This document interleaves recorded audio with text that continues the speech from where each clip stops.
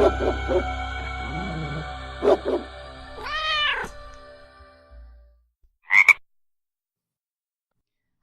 my name is Michelle Ann Olson, and welcome to Are You Afraid of the Bark? This is a podcast dedicated to the strange, the paranormal, the ghostly, the mythological, as they pertain to the animal world.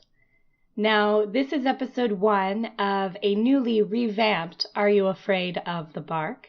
I hesitate to say new and improved, just in case it's more of the same. But for those who were with me when I had launched the podcast initially a few months ago and worked out a few kinks, welcome back, and I'm really glad to have you back. And to those who are maybe listening for the first time, I wanted to take a moment to introduce myself, let you know who I am and what the podcast is about. So my name is Michelle, and I'm a registered veterinary technician in RVT. I currently work as an educator at an aquarium in Toronto, and all of that is to say that a big part of my life are animals. I work with animals every day. I have a passion for, in particular, marine animal, but all animal conservation and welfare. Animals are a huge part of my life, and they were even before I went back to school as a mature student to become an RVT. So that's a big part of my personality, is that love of animals. Also, when I was in university, throughout my 20s, I held this amazing job as a haunted tour guide in Ottawa, Canada. And that was also a huge part, is still a huge part of my identity. I did it for 8 years. I'm pretty much a scaredy cat, a coward, but there was something so immensely gratifying about being spooked, about spooking others, about being able to talk about Ottawa's history through the lens of these ghost stories. It was just such a positive experience. Well, I mean, obviously, I did it for 8 years. This podcast came about one night, somewhere between being asleep and being awake, where I was thinking about how much I missed telling ghost stories, how satisfying storytelling, how important storytelling is to me, how much I missed it. And I was also thinking at the time, I had questions about how animals fit into these experiences, these questions we have about what happens when a person dies, and these experiences that people have with human spirits. And animals are mostly lacking from those stories. And I'm a fairly new RVT, and I've been confronted with more animal suffering in the past year and a bit than I had previously been exposed to on a personal level. And you start to wonder what happens to our animal friends after they die. And you just hope that they're still around in the same way that we hope that our human loved ones are still around after they die. So I have had and continue to have all of these questions about the paranormal as it relates to animals. Anyway, I had been thinking about all of that in the back of my mind, and I kind of sat up in bed and I was like, this is what I want to talk about. I want to explore this topic further, the topic of animals and the paranormal. So that is the basis of this podcast. Now, when I initially launched a few months ago, I did have a co-host who is sadly no longer with me. She's not dead. That it sounded like she died. She did not. We had very different styles, so we decided to go our separate ways. So now I'm doing this on my own. And initially when I was working with her, we would do sort of this format where I would start off with a paranormal story, and she would come in with a secondary story related to the first, but more rooted in science. Just so that you know, from here on out, I'm going to be focusing almost solely on the paranormal. That's where my area of interest is. So we're going to be leaving sort of the scientific stories to the side a little bit. Not to say that the stories I tell are not rooted in history or in scientific phenomena. If they are, I'll be sure to talk about it, but we're just sort of going to scrap that purely scientific segment. And I hope that that makes you happy. I know that my heart has always been in these ghost stories. If you have any feedback about the new format of the podcast, please do let me know. It's continuing to grow. I'm continuing to try to learn as much as I can about the art of podcasting. So at the end of the podcast, I'll drop all of the ways in which you can get in touch with me and let me know what you think of this new version of Are You Afraid of the Bark? Already I'm noticing that talking to myself into my little microphone here in my den in my apartment in Toronto is tough. It's nerve-wracking, but I'm just trying to imagine you, the audience out there listening. And if you can hear bumps and creaks behind me, that is just my cat Coco. So I do apologize. Enough about that. Let's get started with this first story in this first episode of the rebranded Are You Afraid of the Bark podcast. Today I'm going to be talking to you about DC, the demon cat. Now, DC is a spectral sort of feline presence associated with the Capitol buildings in Washington, D.C. So his initials, D.C., stand both for Demon Cat and Washington, D.C. So that's quite clever to begin with.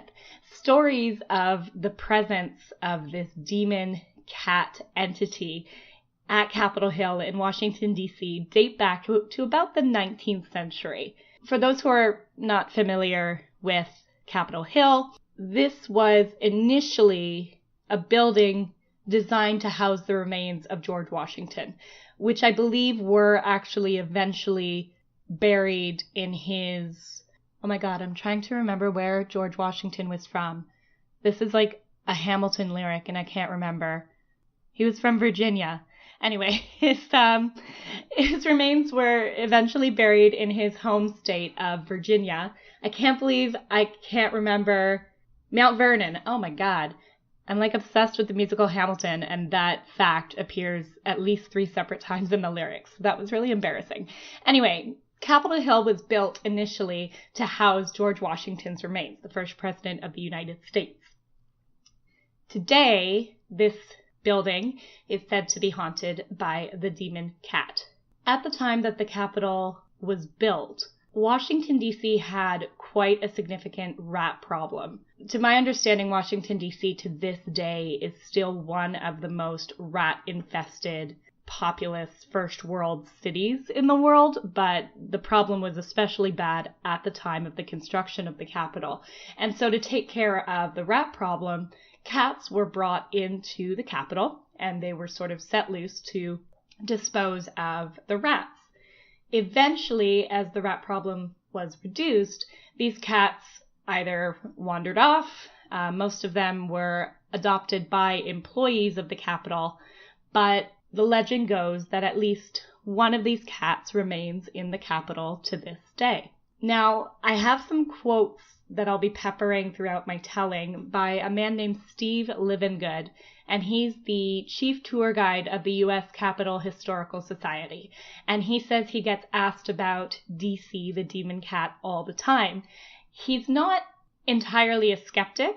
These questions don't seem to bother him in any case. He sees it as part of the rich history of the Capitol building. Here's what he has to say about the demon cat. Quote, "It's probably the most common of all the ghost stories in the Capitol, partly because of the physical evidence." Now, that physical evidence that he's referring to are a set of footprints that can be found in sort of a shadowed area of the Capitol building where renovations had been undertaken and fresh concrete was laid, and footprints from a cat, seemingly from a house cat, mysteriously appeared in the drying concrete, and they remain to this day. So apparently tourists come to the Capitol building all the time asking Livengood where those footprints are and using their flash to illuminate them and take pictures. So as far as he's concerned, like, that's physical evidence of the haunting, and it lends to the enduring power of the story of the demon cat. The most common version of the legend regarding DC says that a guard was on patrol one night when he saw a black cat approaching ambushing him. DC does seem to appear most often in the basement crypt under the Capitol building where Washington's remains would have been laid. So, of course, cats were not an uncommon sight in the building at the time of this telling, which is the 19th century. But as this cat approached the guard, it grew in size until it was as large as a tiger. And then the cat pounced on the guard, who fell down and tried to protect himself. But by that point, the creature had vanished in midair. This is the common thread of stories of the demon cat, that he will appear first to be the size of a normal cat, but as he runs toward the victim, picks up speed, grows in size until he almost seems to envelop the victim before disappearing. So just continues to grow in size. Apparently, some sightings have literally scared people to death in the days following their encounter with DC. Another aspect of this story is that the appearance of the cat have been linked to national tragedies as well as presidential transitions. The cat is most often seen or reported as being seen in times when the presidency is being transferred from an old president to a new president. And like I said, he's also seen before instances of great American tragedy. He was said to have been seen prior to the death of President John Quincy Adams.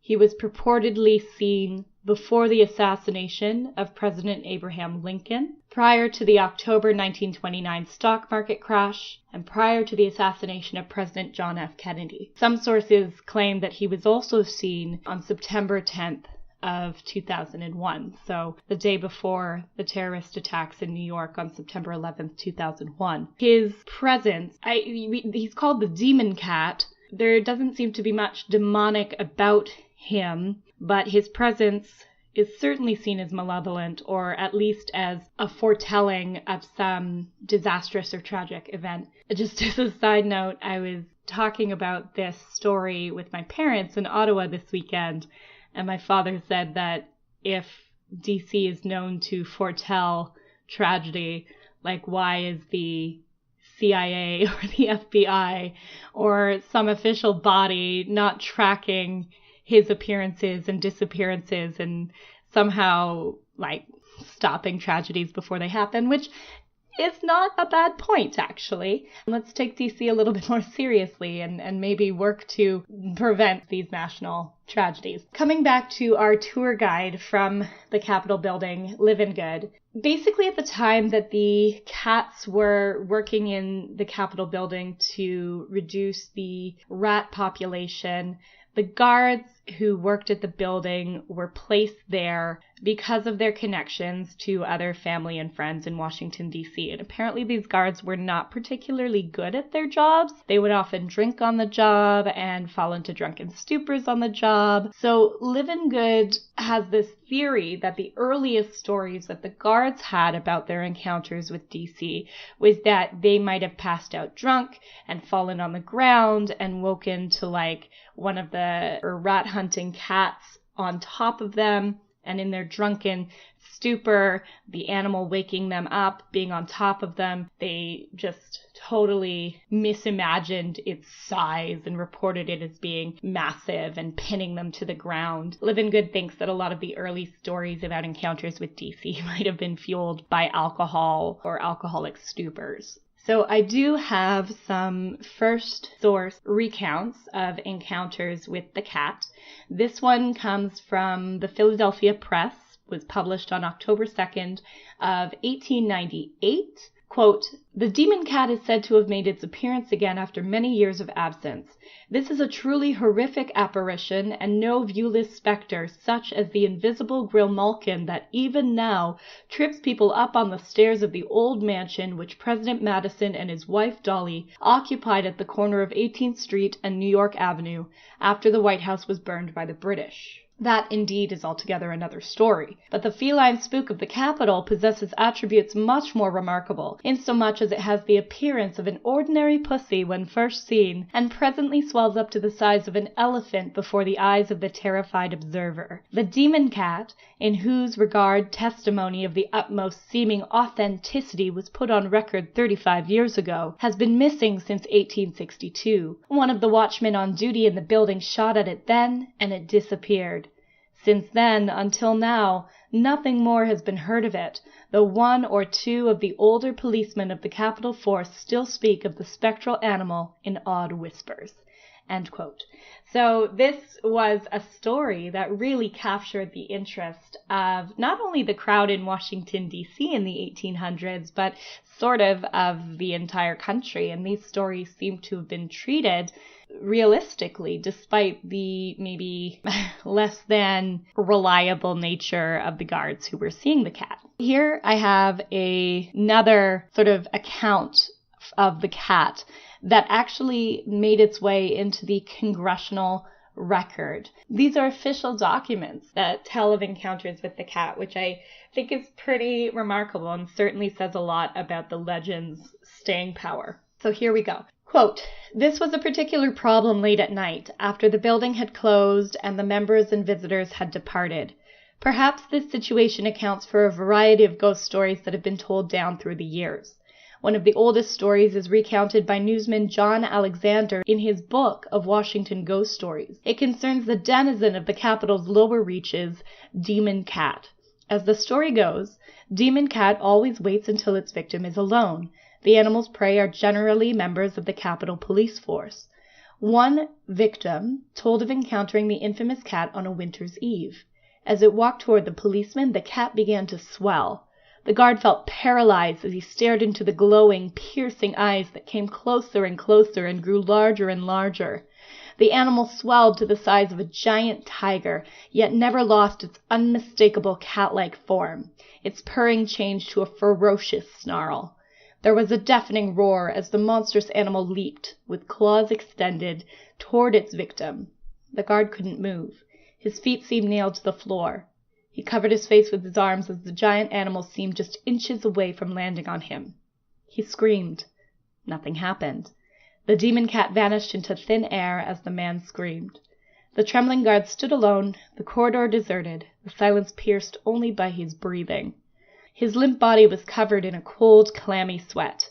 He felt drained. The narrow marble hallway now reminded him of a tomb.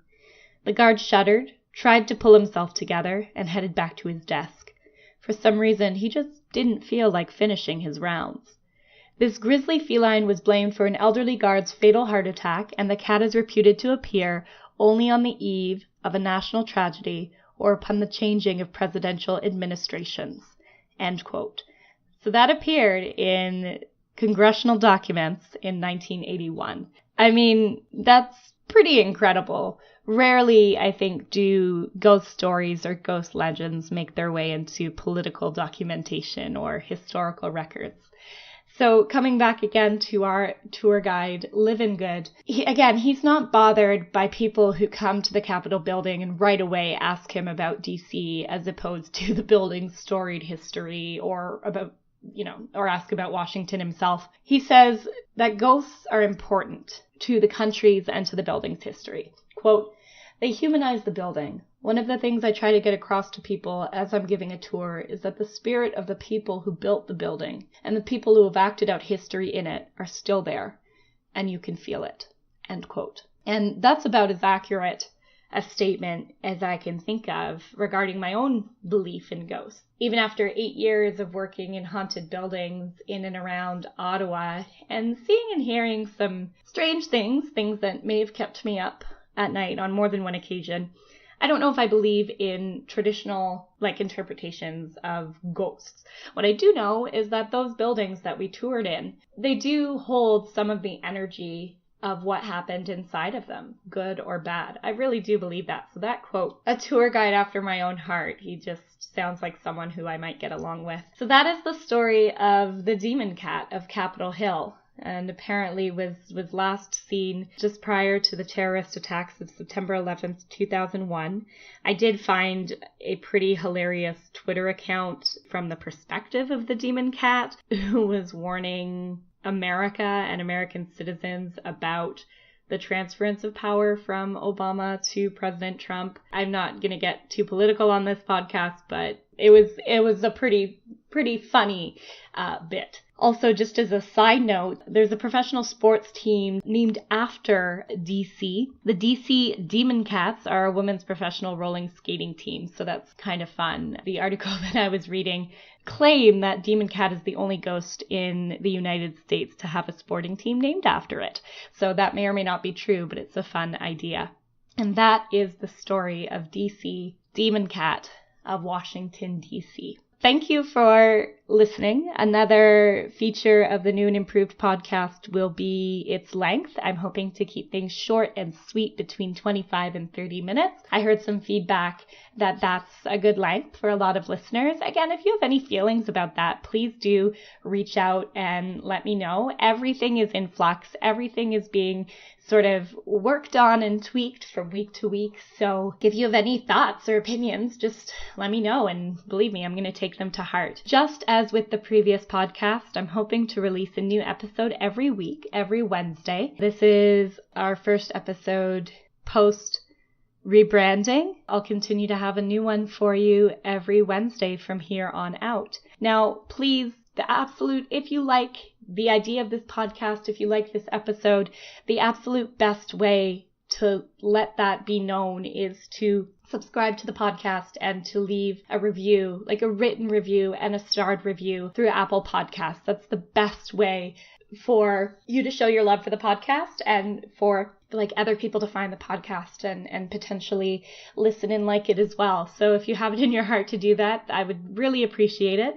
Otherwise, you can find me by email at afraidofthebarkpodcast@gmail.com, on Facebook at AYAOTB Podcast, on Twitter at Afraid of the Bark, or on Instagram at Afraid of the Bark Podcast. Reach out with any comments you might have. If you feel so inclined to like or retweet or comment on content on those platforms, again, that would be super helpful to me. But especially if you could resubscribe, re-review this new version of the podcast on Apple Podcasts or wherever you get your podcasts from, be that Spotify or Pocket Casts or whatever.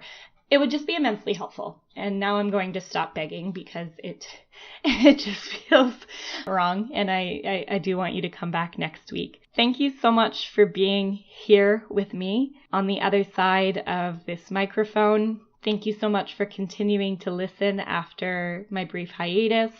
And I'm really excited to be back because this story is just the first of so many that I want to explore or tell in a little bit more depth. And I guess that's it. That's the end of episode 1. And as I always do, I will leave you today by simply saying, I hope that you have sweet dreams tonight. Thanks for listening.